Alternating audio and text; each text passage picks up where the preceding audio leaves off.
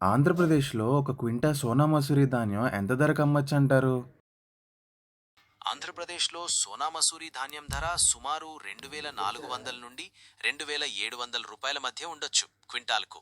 ప్రస్తుతం ప్రభుత్వ మద్దతు ధర అమల్లో ఉందండి. గత సంవత్సరం కంటే 72 రూపాయలు అదనంగా చెల్లిస్తున్నట్లు మంత్రి ప్రకటించారు.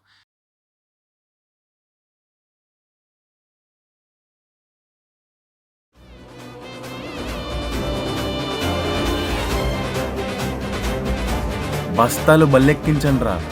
ఈసారి మార్కెట్ రేటుకి రూపాయి కూడా తగ్గకూడదు.